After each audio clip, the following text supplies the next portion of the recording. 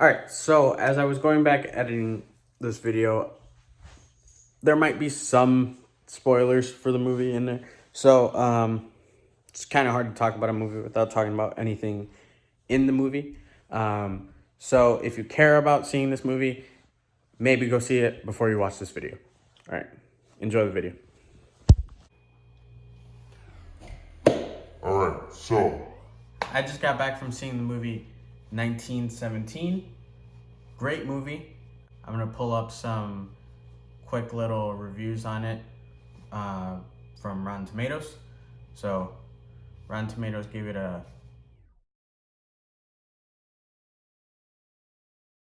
I think pretty good score. I would actually give it a little less. I'd give it about an 8.5, so about 85%. The reason for that is because actually something that really bothered me throughout this movie is a main death in it that kind of drives the whole second act of the movie. It's right in the middle of the movie, about an hour in. It's only about a 2-hour movie. And it really left me wanting to feel more for the character who did die. Not going to spoil anything. Not going to say who died, but someone does die. It's a war movie. It's kind of...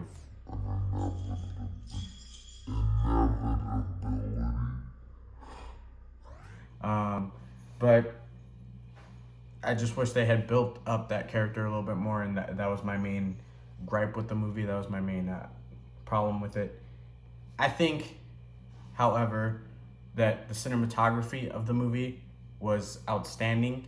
I think it was really cool, kind of having this one camera and this continuous shot. They cheated that a few times, but for the most part, having this camera just follow them the whole way really gave you this sense of being there with them, and in those suspenseful scenes where you weren't sure if there's enemies anywhere around you, it definitely made it that much better. And this movie definitely deserves all the praise that it has gotten for the way that it was shot. I'd say the way that it was acted was phenomenal as well. My only big gripe with the movie that bumped it down from a 9 to a 8.5 for me was the fact that this death is supposed to be a huge part of the movie and is definitely supposed to be like a motivation for our main character. And I think that it's really hard to connect with that because we just don't have that emotional connection to the character that died. And even at the end of the movie, there's supposed to be a payoff where you feel good because things happen. Like he finally accomplishes his goal. But you just kind of don't get that because of the fact that you don't have this build up to get to know the character.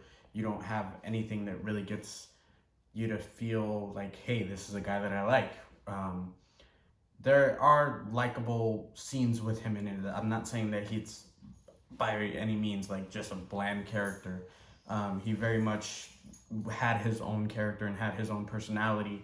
And the actor that portrayed him did a great job. But if there was just a little bit more character development, we saw him more as a person instead of just a soldier giving orders. That's it, dead, gone.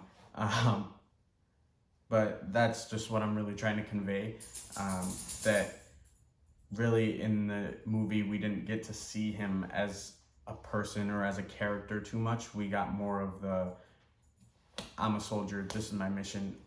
I'm a brother, this is my mission. Might have just gave away a little bit too much, but told you, it's really hard to talk about a movie without giving details, but we'll get better at it, promise. Sorry. All right, continuing with the video.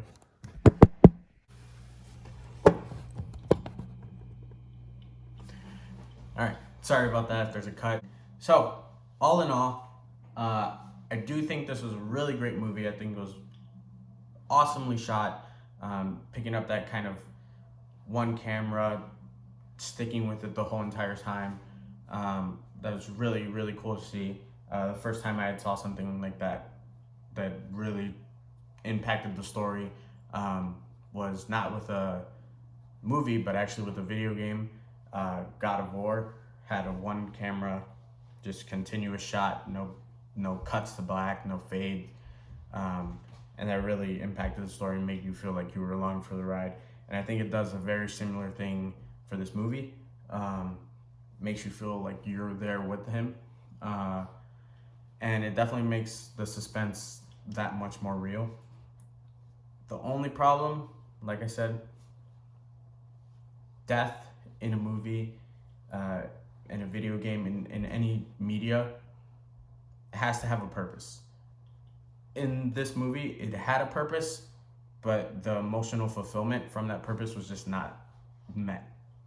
I found myself in the theater saying, oh, this is sad, and I should be feeling more than I am, but there's just nothing to support that. I don't really know this person, don't really know why I should care about them, other than the fact that they're along for this mission. So that's really the only issue I have with this movie, and it doesn't sound like it should be that huge of an issue, which it's not, which is why I only gave it 0.5 deduction, but it is sort of a bigger issue to have because it's something that motivates your main character throughout this whole second act of the movie, and it's something that is supposed to be paid off at the end, in a way that you'll know what I'm talking about if you've seen the movie. It's supposed to be like his death is supposed to be paid off at the end, and it just feels like it's not.